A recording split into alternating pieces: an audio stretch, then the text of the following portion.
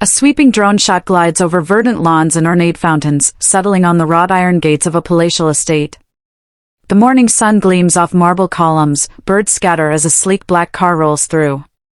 Inside, Emma Walker, mid-20s, composed, dark African skin with a quiet confidence, grips the door handle. We meet Emma at two crossroads. Externally, she's stepping into her own mansion for the first time as a married woman. Internally, she wrestles with nerves and triumph. Though this home bears her name on the deed, few know it. Emma's polished leather shoe treads on pristine travertine, symbol of both her quiet power and humility. Quick cut to a younger Emma poring over blueprints in a cramped studio apartment. Her voiceover. I built every brick, negotiated every deal, and yet, here I am, still that same girl in a stranger's house. As the front doors swing open, Victoria Walker, mid-50s, imperious, jeweled attire, stands in the foyer, arms folded. Her lips curl into an almost imperceptible sneer. Victoria, coldly Emma. Welcome home. I suppose. Emma, with a courteous nod. Thank you, Mrs. Walker. Victoria, don't call me that. You're so new to this world. Emma, softly, I look forward to learning. Behind Emma's serene smile, the camera lingers on a brief micro-expression, amusement. The audience senses Emma knows something Victoria does not. Victoria's POV, she surveys Emma's simple dress, her lack of ostentatious jewelry. The matriarch's pride prickles. Emma's inner monologue, voiceover. She thinks this facade fits her. But she's the outsider here. Just as Victoria is about to speak, the lawyer's assistant enters with a ledger. Emma's finger tugs at her clutch. Victoria's eyes narrow, anticipating some new slight. Cut to black with Emma's barely audible whisper. Shall we begin? A sunlit terrace overlooking the rose garden. Emma carries 2 mugs of tea. Victoria perches in a wrought iron chair, flanked by pruned hedges shaped like swans. The ambience is deceptively serene, birds chirp, fountains murmur. But the air crackles with social warfare as Victoria wields compliments like barbs. Emma, Darjeeling, as you prefer. Victoria, smiling tightly. How thoughtful of you. I almost expected something stronger. Victoria casts a glance at Emma's hands, no manicured nails, no flashy rings. Victoria, I hear you grew up in a modest neighborhood. Must be quite the adjustment. Emma, measured luxury is never the measure of a person, Mrs. Walker. Victoria, leaning forward. Perhaps for some of us, it is. At that moment, a family friend, Caroline Devere, stylish, gossip-hungry, arrives on the terrace. Caroline, cooing Emma, darling, your dress is so refreshingly simple. Victoria, purring yes, darling. Just imagine if she chose something in, our price range. Victoria's laughter is low and controlled, an invitation to join her at the expense of Emma. Emma's silence pulses with calm defiance. Through her posture, shoulders back, eyes steady, the viewer senses her refusal to shrink. She thinks humility is her advantage. But soon, she'll discover the strength beneath this simplicity. Match cut, the swirling steam from Emma's tea morphs into her future boardroom, where she commands the same room. A faint heartbeat underline when Victoria's tone turns patronizing. Just as Victoria lifts her teacup for another sip, Emma's phone buzzes with an incoming SMS, lawyer's here now. Are you ready? Emma's calm facade falters for a heartbeat, then she smiles. Cut to title card, subtle insults. Twilight. The mansion's grand ballroom is being transformed for a charity gala, crystal chandeliers gleaming, velvet drapes in deep burgundy. Emma steps into the chaos, notes in hand. This chapter sets the arena for Emma's first real test, gaining Victoria's grudging respect as she takes on an organizational role. It also accelerates tension. Emma approaches Victoria with a meticulously drafted event plan. Emma, I've reallocated the catering budget to include local artisans. You'll remember my speech on supporting small businesses. Victoria, eyebrow raised. Your speech? I thought I was giving the keynote. Emma, Only if you'd prefer. I'm flexible. Victoria circles Emma like a predator. Victoria, flexibility is admirable, but sometimes firmness wins respect. James Parker, David's childhood friend, logistics expert, sidles up. James, whispering to Emma, Victoria's challenging your assumptions again. Want me to handle the guest list? Emma, quiet smile, actually, I'd love your help with the floral arrangements. Victoria's tone alternates between feigned admiration and cutting skepticism.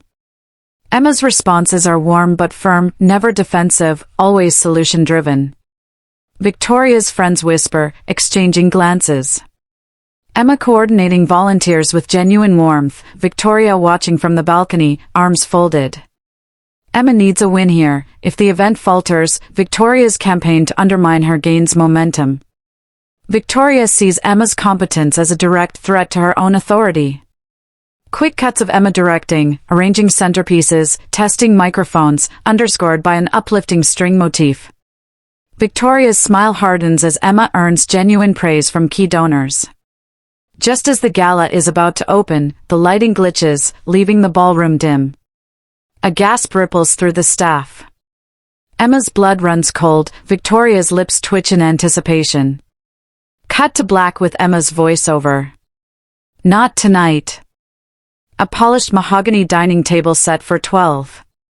Candles flicker, silverware gleams. Emma enters in an elegant evening gown, this time chosen by Victoria's stylist, trying to bridge the divide. This is Emma's attempt at social integration. A successful dinner could thaw Victoria's icy demeanor, a misstep will deepen the rift. Victoria deliberately places Emma next to her oldest friend, Lord Hawthorne, chilly, aristocratic. Lord Hawthorne, dryly, Miss Walker, I hear your real estate ventures are quite profitable. Emma smiles politely, they keep me busy, Lord Hawthorne. Victoria, Emma tells me you once lived in a converted garage. Quite the rustic upbringing. Emma, smiling through grimace, it was a humble start. But it taught me ingenuity. The guests laugh politely. Emma's cheeks flush, pride battles hurt. Later, in the kitchen, Emma confides to the head chef, Maria. Emma, quietly, thank you for having me prepare dessert. Maria, softly, I'd follow you anywhere, miss. Don't let her win. Victoria's jokes are thinly veiled attacks. Emma's restraint wins empathy from staff and some guests. Emma isolated at the far end, silver candlelight emphasizing the distance between her and Victoria. Every cutting remark chips away at me, but each one also sharpens my resolve. Just as the main course is served, Victoria toasts. Victoria, raising glass to traditions, may they outlast newcomers. The room clinks in forced agreement. Emma grits her teeth, ready to respond. Emma stands, glass in hand. The camera closes in on her calm face, then shifts to Victoria's smirk. Emma's voice rings out. Emma, to progress, and the visionaries who build it. A stunned silence. Victoria's eyes narrow. Cut to black. Late night. The mansion's corridors are hushed. Emma tiptoes toward Victoria's private study, intent on discovering the source of the relentless rumors. This chapter pivots from public conflict to intimate confrontation. Emma uncovers Victoria's covert scheme and David's torn loyalty. She slips inside the study as a storm rages outside. Moonlight filters through stained glass windows. Emma's hand examines a stack of embossed invitations with Emma's name crossed out. So this is how she orchestrates it, through whispers and social exclusion. David appears in the doorway, worry etched on his face. David, whisper Emma, what are you doing? Emma, softly, I'm learning how she plans to break me. David, anguished, mom is complicated. He hesitates, torn between defending his mother and supporting his wife. Emma pulls out a dossier of rumors Victoria initiated, invitations intercepted, rumors whispered in high society salons, fake press leaks. Emma, she's scared. But rumor is a weak weapon, truth always wins. David, softly, I'm sorry I didn't see it sooner. He reaches for her hand, she allows it but keeps her gaze on the study door, steeled. David's guilt is palpable. His voice cracks when he admits he never stood up for her publicly. Emma's response is tender but firm, she needs him beside her, not ahead of her. Lightning flashes illuminate the manuscripts, symbolizing sudden clarity. The distant rumble of thunder parallels the brewing storm in their marriage. Turning point. Emma closes the dossier and turns to David. Emma, tomorrow, we face her together. No more whispers. David nods, determination replacing guilt. As they exit, Victoria's silhouette appears in the hallway's shadows, an unspoken threat. Cut to the words, behind closed doors. Night has fallen over the Walker estate. Through the rain-spattered windows of Victoria's private study, the glow of a desk lamp illuminates her silhouette. Stacks of society magazines, invitation lists, and rumor-laden letters litter the mahogany surface. Victoria sits behind her desk, fingers steepled, face set in cold determination. Here we reveal Victoria's covert scheme to isolate Emma, planting whispers, rewriting guest lists, and leveraging high society gossip. This chapter deepens her role as antagonist, while Emma remains blissfully unaware until the stakes become personal. Victoria circles an entry in her ledger, exclude Emma from charity ball. Deploy rumor. Victoria, quietly, to herself she may own these walls, but I control every whisper that echoes within them. Door click, Victoria's confidant and social arbiter, Eleanor Grant, late 40s, icy, impeccably dressed, enters, bowing slightly. Eleanor, softly madam, the invitations have been updated. Emma's name is omitted, and Lady Pembroke is delighted to host at her townhouse instead. Victoria, smiling thinly, excellent. Ensure the press catches wind of Emma's snub. A couple of well-placed quotes about her lack of refinement should suffice. Eleanor, consider it done. As she strides through the grand hall, the camera tracks her reflection in polished marble floors, regal and predatory. Victoria, VO some people mistake kindness for weakness. But kindness is a weapon forged in quiet strength. And I will wield it to protect my family legacy. In a plush drawing room, Eleanor meets Charlotte Blake, society gossip columnist, over tea. Eleanor, flirting with her cup. I hear Emma Walker wasn't invited to the gala. Awkward, isn't it? Charlotte, eyes lighting up, delightful. Our readers will devour that. Eleanor, let's say it came from an insider close to the family. Charlotte, I'll run it at tea time. Scandal guaranteed. Cut to Emma in her home office, reviewing designs for the gala program. She hums a quiet tune, blissfully unaware of the brewing storm. Emma, to herself, only 2 weeks until opening night. This charity could change so many lives. Lingers on a stack of overnight mail that arrived at the mansion's front desk. On top, the gala invitation envelope addressed to Emma, unopened. A muted thunderclap as Emma looks up, sensing, wrongly, that something is amiss. Victoria's calculated cruelty contrasts Emma's earnest optimism. The audience feels the sense of impending betrayal as the rumor spreads. Later that night, Emma places her gala invitation on her desk, only to find it missing. She frowns, checking the empty envelope slot. Cut to black with Emma's whispered question. Emma, where did it go? A dawn shot over the rose garden, now damp with dew. Emma jogs along the gravel path in running gear, earbuds in, trying to clear her mind. Her pace falters when she sees a crowd of guests gathering at the gazebo, for a brunch event she believes she's hosting. Victoria's next move, publicly exclude Emma from hosting duties, intensifying the power play. Emma must face humiliation before rallying to reclaim her standing. Emma arrives, water bottle in hand, to find Victoria addressing the assembled guests, including major donors. Victoria, smiling at guests, I'm delighted to welcome you to our annual spring fundraiser, hosted by the Walker family. Guests murmur, Emma steps forward. Emma, raising a hand, pardon me. I'm Emma. Victoria, cuts her off. Yes, Emma's contributions behind the scenes have been invaluable, but today, I'll be your hostess. Victoria hands Emma a tray of pastries, menial work, while she ushers donors inside. Victoria, under her breath, to a guest, isn't it charming how hands-on she is, for someone of her stature? Laughter ripples among the guests. Emma's face flushes, she maintains composure, offering polite smiles as she circulates pastries. Hidden in the rose arbor, Emma presses fingertips to her temples. Emma, Vio, this was supposed to be my moment. Instead, I'm her footstool. James Parker, ever loyal, pulls her aside. James, ignore her.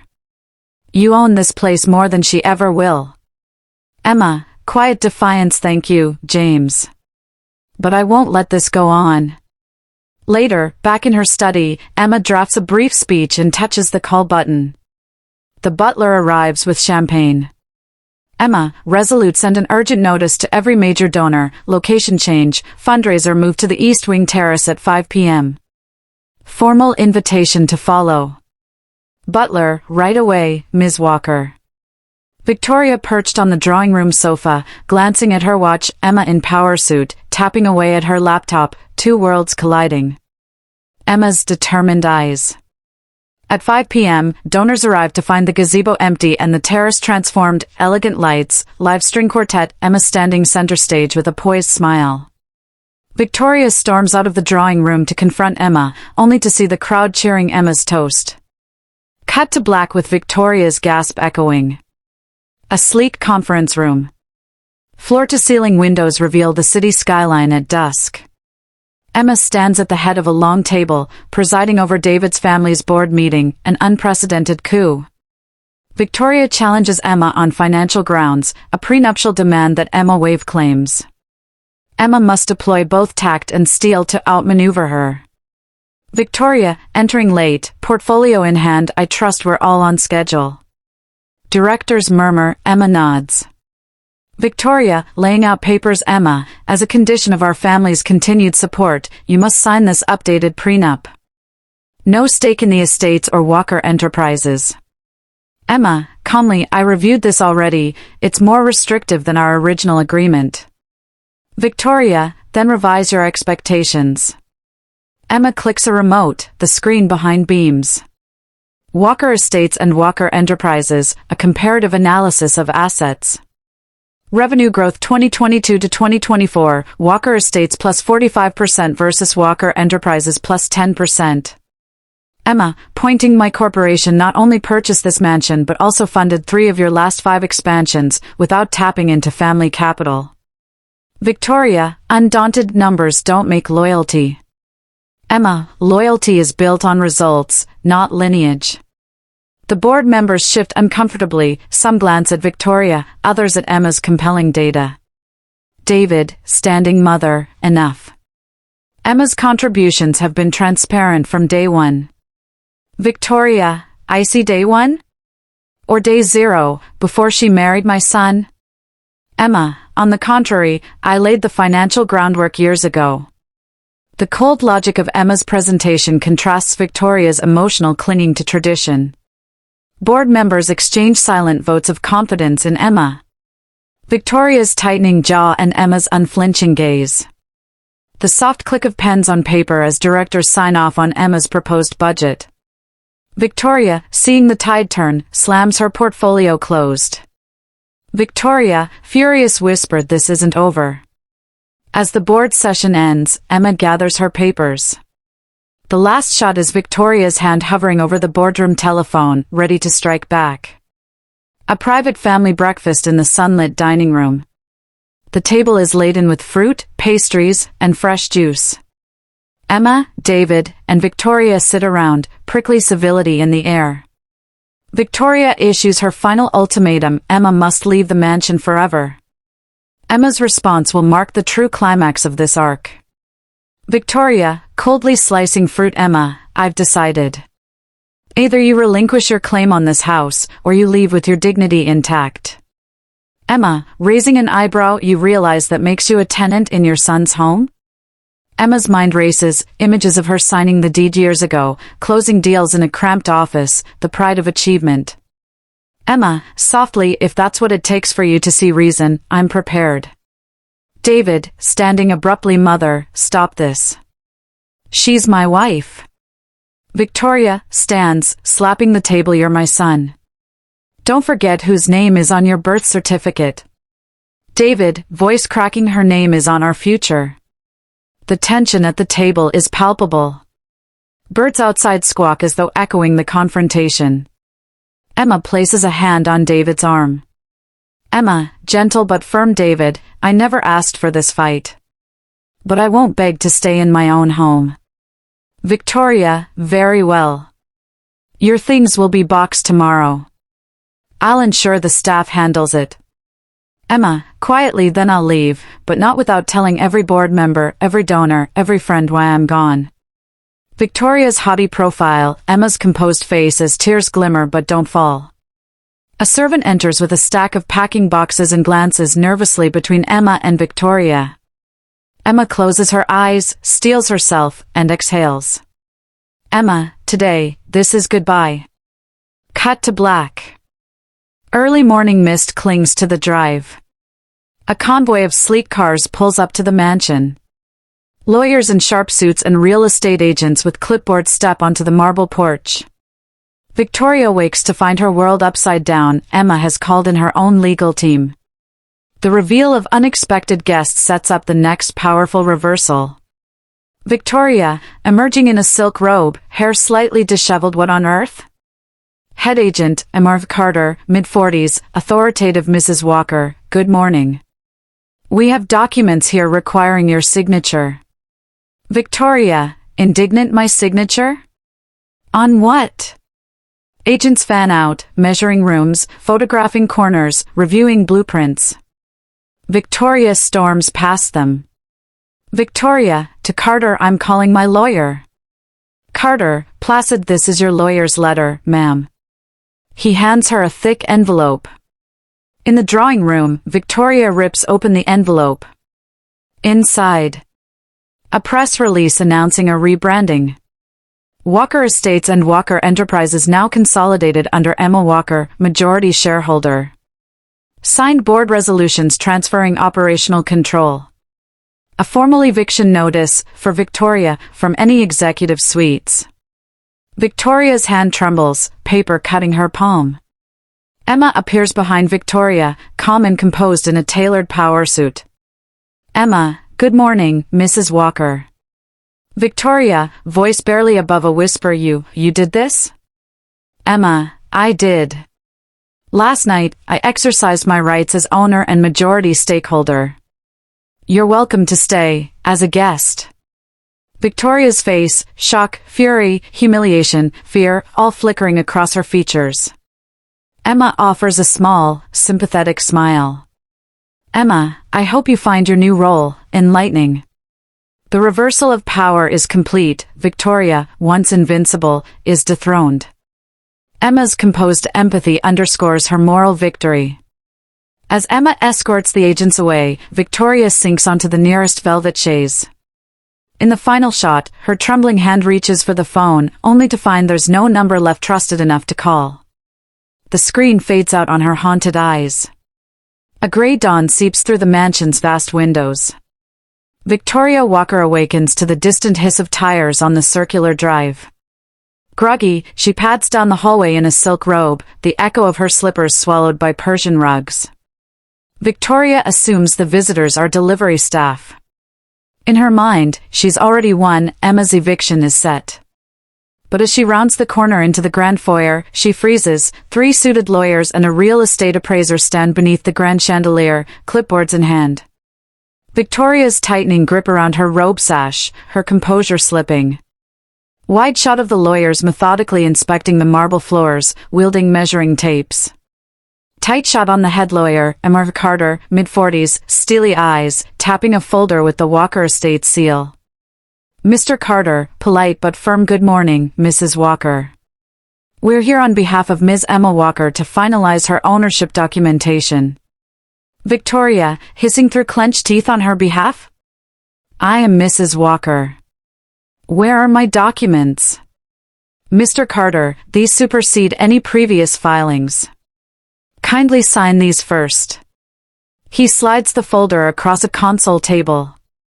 Victoria's fingernails brush the edge as she lifts it. The reveal. Inside the folder. 1. Original deed, dated 2 years prior, Emma Walker's signature as sole owner. 2. Escrow records, Emma's wire transfers totaling the mansion's purchase price. 3. Board resolutions, unanimous approval by Walker Enterprises Board, placing Emma as majority stakeholder. 4. Corporate minutes, readouts showing Emma's private real estate empire, Walker Estates, contributed significant capital to every major family expansion. Victoria's breath hitches. The camera inches close as her eyes flick across page after page, realization dawning. Internal monologue, voiceover. I missed the filings. I dismissed her as a naive outsider, and she quietly became the queen of this realm. Slow zoom on the deed signature line, Emma Walker in bold, confident script. Sound design, the faint swirl of violins, underscoring Victoria's sinking heart. Victoria's breakdown. She stumbles backward, hand pressed to her mouth. Mr. Carter offers a pen on a silver tray. Mr. Carter, if you would, acknowledge receipt? Victoria, in a low whisper, acknowledge. As Victoria hesitates, the other lawyers begin cataloging furniture, measuring drapes. Victoria's trembling hand lifts the pen, but freezes. The final frame holds on her accusing glare at the lawyers. Victoria, whisper, to herself, this cannot stand. The mansion's front doors swing open in slow motion. Emma Walker stands framed by sunlight, immaculate in a charcoal gray power suit. Her posture is regal, no longer the demure wife, but the sovereign of these halls. Emma returns to formally announce her reign, confronting Victoria face to face. This chapter is the story's emotional apex, showcasing Emma's quiet confidence and Victoria's crumbling facade. Match cut from the deed signature in Chapter 11 to Emma's poised hand resting on the same console table. Over-the-shoulder shot of staff lining the hallway, their expressions ranging from awe to respectful surprise. Emma glides through the foyer, her heels clicking on marble. Victoria emerges from behind a column, shock and fury flickering across her face. Emma, smiling warmly, good morning, mother. Victoria, icily, don't call me that. Emma, then perhaps, Victoria? A flicker of confusion in Victoria's eyes. Emma continues toward the drawing room, where dozens of Walker Estates board members and top donors have gathered. The big speech. In the drawing room's soaring volumes, Emma stands before the assembled crowd. Emma. Thank you all for coming. As of this morning, I hold the title deed to this mansion, the controlling share of Walker Enterprises, and the sole proprietorship of Walker Estates. I cleared the outstanding. She gestures to the folders on a side table. Emma, continuing. These documents reflect years of work, starting with that cramped studio in Lagos, to boardrooms in London, to this very home. I did not ask for this battle, but I will not shy from it. Board members exchange glances, some nodding approval. Victoria's friends clutch cocktails, their murmurs growing louder. Victoria's inner monologue, voiceover. She built all this, and I thought a simple jeer would undo her. Power shift visual. Emma raises a glass of champagne. Emma. To new beginnings, may respect guide us more than tradition. The crowd clinks. A slow pen reveals Victoria standing alone, glass limp in her hand. As applause swells, Victoria's lips curl upward, victory? Or a vow of revenge? The screen cuts just as Victoria's eyes lock on Emma's triumphant smile. Victoria, quiet, deadly, we shall see. Newspaper headlines flash, matriarch dethroned, outsider reigns supreme, Walker Empire under female control. Social media posts, viral clips of Emma's speech, Victoria's stunned reaction. Gossip in high society salons, whispers behind gloved fans. Victoria's downfall becomes public spectacle. Her social influence shatters as elites recoil. Emma's vindication cycles outward, while Victoria grapples with ruin. In an ornate townhouse salon, Lady Pembroke and Lady Ashcroft titter behind fans. Lady Pembroke, hush, did you see how Emma, stood there? Quite the coup. Lady Ashcroft, fanning the nerve. And poor Victoria, oh, what a spectacle. At a charity ball in the city's Grand Opera House, donors murmur among champagne flutes. Donor number 1, I won't attend any event hosted by Victoria again. Donor number 2, Emma's future looks bright, she's the real deal. Cut back to the mansion. Victoria enters the library, expecting solace. Instead, her secretary, Maria, approaches hesitantly. Maria, ma'am, the press is outside, they're asking for a statement. Victoria, emotionless, tell them, nothing. I have no comment. Maria shakes her head, unable to hide a sympathetic look toward Emma's portrait hanging above the fireplace. Victoria, VO. All my years of influence, evaporated by a single press release. Victoria's reflection. She gazes at her reflection in the fireplace's glass, her image splintered by candlelight, symbolic of her fractured reign. Social media reactions trending on tablets versus Victoria's hollow library. The distant echo of laughter and camera shutters. Victoria, trembling, lifts the house phone. She dials, but stops, staring blankly at the handset. The phone slips from her grasp, it clatters to the floor. Victoria kneels to pick it up, resolution flickering in her eyes as she mutters. Victoria, no more silence. A tension-charged family meeting convenes in the East Wing's paneled study. David stands beside Emma, Victoria perches on a high-backed leather chair. Framed family portraits loom overhead, their eyes seemingly judging the fracture unfolding below. David finally breaks free of his mother's dominance. He chooses Emma, precipitating a full family schism.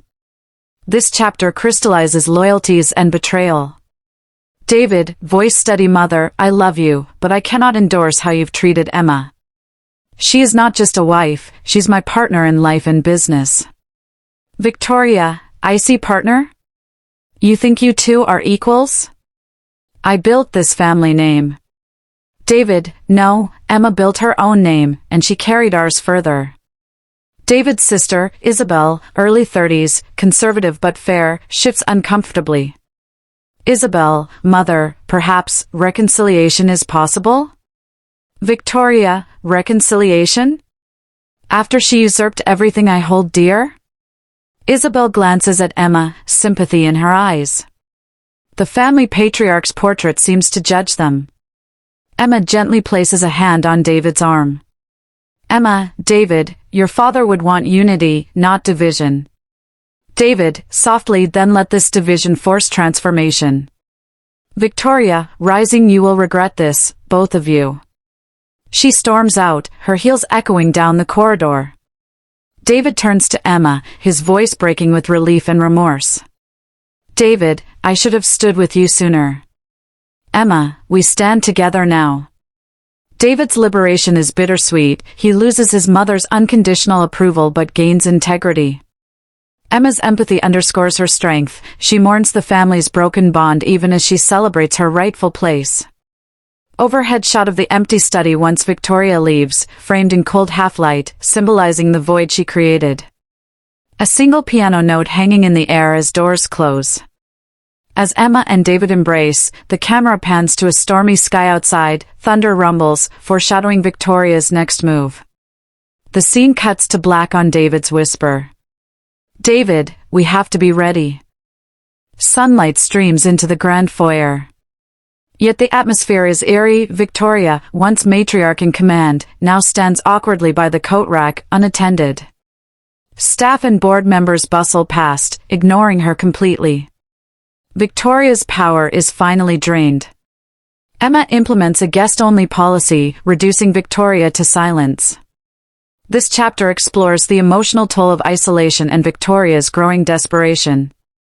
In the drawing room, Emma addresses the butler, Reginald. Emma, Reginald, please ensure Madam Walker is treated as a guest, no executive privileges. Any inquiries should come through me. Reginald, bowing, very good, madam. Victoria watches from the doorway, fury masked by disbelief. She approaches Emma in the library, voice trembling.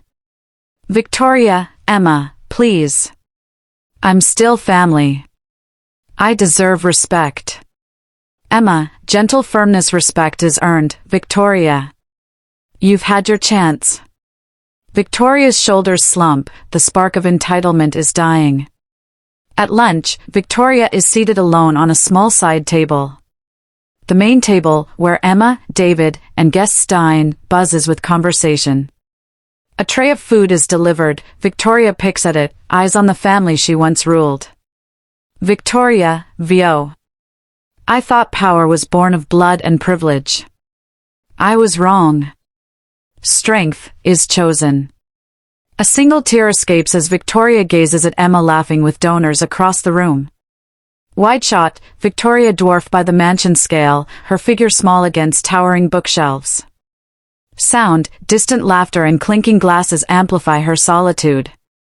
Victoria rises abruptly, knocking her chair over. The crash echoes through the silent wing. Staff pause in shocked attention. Victoria, voice cracking, I will not be invisible. Victoria marches toward Emma, determination rekindled in her eyes. The final frame freezes on Victoria's outstretched hand, poised to confront Emma once more, as the screen fades to black with her whispered vow.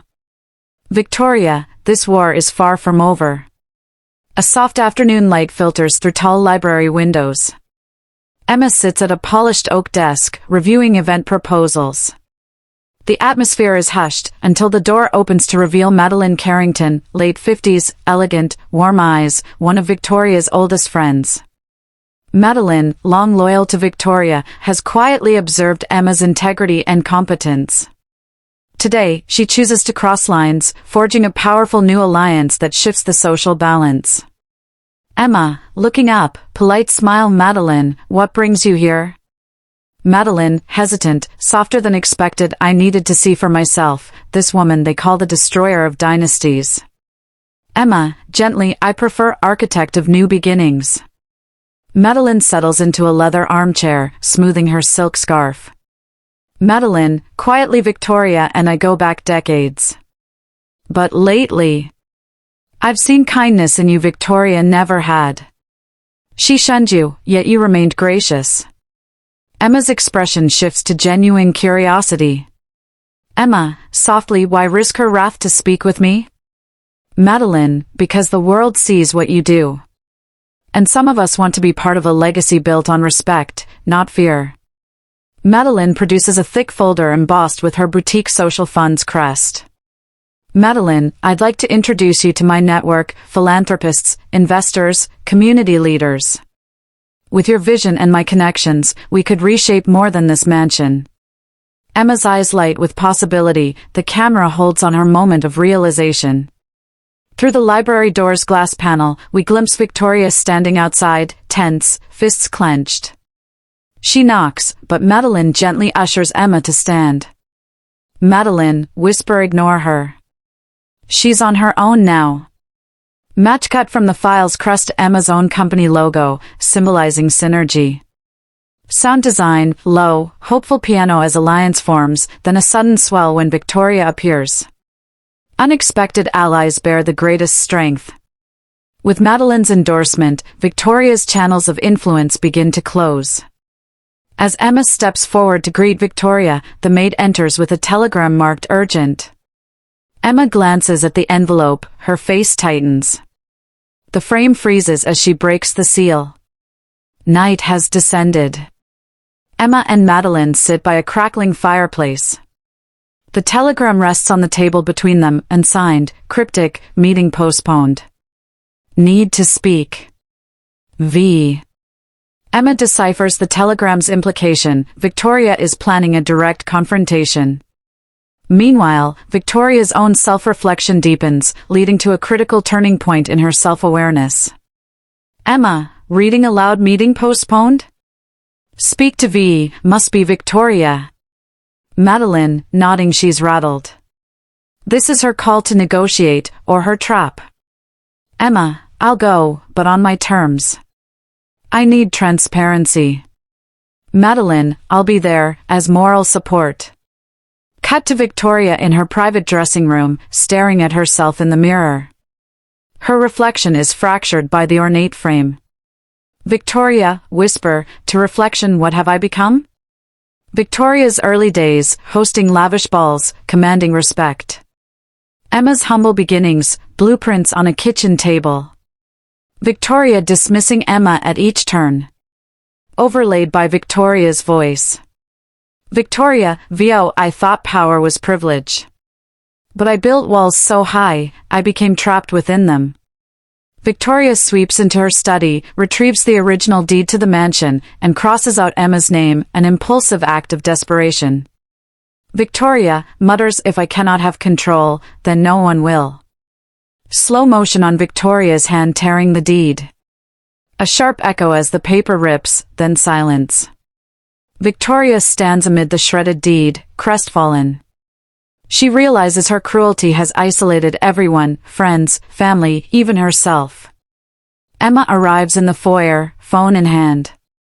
Victoria stands amid torn paper, guilt and rage warring on her face. Emma's eyes widen, then harden as the final frame freezes on the two women locked in silent standoff. Dawn's pale light washes the marble floors. Victoria kneels in the grand foyer, head bowed, trembling as Emma enters. The house feels hushed, anticipatory. At her lowest ebb, Victoria must plead with Emma for mercy. Emma wrestles between compassion and justice, ultimately setting boundary conditions that redefine their relationship. Victoria, voice cracking, Emma, please. I was wrong. I see it now. Emma, quiet, arms crossed, speak clearly. Victoria, lifting tear-streaked face, I beg you, allow me to stay. I cannot bear exile in my own home. Emma steps forward, her heels echoing. She picks up the deed's remaining corner. Emma, you shredded this to spite me. Now you ask forgiveness? Victoria, nodding, I understand the pain I caused. Emma takes a pen and offers it to Victoria. Emma, sign this, an amendment. You live here only as a guest, abide by my house rules, and never speak ill of me again. Agreed? Victoria hesitates, then takes the pen with a trembling hand. Victoria's signature, V. Walker. As she hands the pen back, tears spill down her cheeks. Victoria, voice barely audible, thank you. Emma's stern demeanor softens. She touches Victoria's shoulder. Emma, let's rebuild, from respect, not fear. Victoria's relief is palpable. Soft focus on the signed document. Gentle strings swell as reconciliation begins. Only by humility did I find a path back. Emma's mercy is my greatest teacher. As Emma and Victoria rise, the sound of distant thunder rumbles. Outside, the sky darkens, another storm approaches. The final shot freezes on Emma's determined gaze. Emma, VO, mercy is powerful, but vigilance is eternal. Late afternoon. The mansion's east wing terrace is transformed into a diplomatic salon, velvet lounges, crystal lanterns, and a roster of esteemed guests. Emma stands beside David, now fully united, while Victoria observes from a respectful distance. Emma institutes a new household order, merit, respect, and shared purpose replace fear. Yet Victoria's presence remains an undercurrent, reminding audiences change is fragile. Emma steps to a small podium, raising a glass of champagne. Emma, welcome, friends. Tonight celebrates unity, of family, of vision, and of shared values. Here, respect is not assumed, but earned. Guests applaud. Victoria watches, a soft smile replacing old scorn. A quartet begins playing. Emma invites Victoria to join her in gifting scholarships to local students, Victoria's area of prior charity. Victoria, handing Emma an envelope. Your first official act, our joint scholarship fund. Emma nods, and together they announce the inaugural recipients. David wraps an arm around Emma's waist.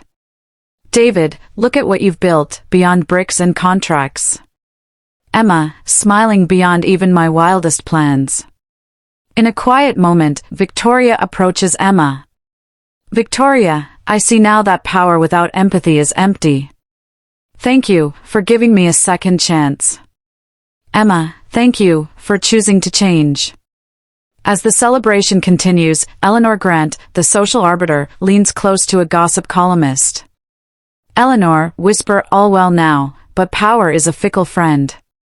The columnist grins, tapping her pen against her notepad. The students receiving scholarships, beaming. Guests mingling with Emma, Victoria in the background quietly offering advice. The household's new equilibrium is both hopeful and tenuous. Victoria's redemption completes a full circle. She finds purpose in partnership rather than dominance. Beneath the lantern-lit terrace, Emma and Victoria stand united, but at the edges linger watchful faces, Eleanor among them. The final freeze lingers on Eleanor's thoughtful gaze. Eleanor, VO new orders, until the next storm. Dawn breaks over the Walker estate. Emma stands alone on the marble balcony, surveying her domain. The mansion is peaceful, yet the air hums with the promise of new challenges. This closing chapter cements Emma's reign, Victoria's place as advisor, and hints at future stories. It delivers a satisfying resolution while planting seeds of intrigue. This house was bricks and mortar before me. Now it stands for something more: resilience, respect, renewal. A breeze rustles the curtains as she breathes deeply. Victoria approaches, carrying 2 cups of coffee. Victoria, you were up early. Emma, smiling, I never stop planning. Victoria, nor should you. But remember, rest is strategy, too. Emma hands Victoria 1 cup. Their hands brush. Emma, thank you for everything. Victoria, thank you for saving me from myself. A black and white portrait of the late family patriarch hangs behind them. Emma's gaze flicks to it, then to the horizon. Emma, quietly, he'd be proud, but warned me to watch the shadows. Victoria follows her gaze, both know the world beyond these walls is ever shifting. Emma steps back into the grand hall. Staff and guests line the corridor, bowing or nodding in respect.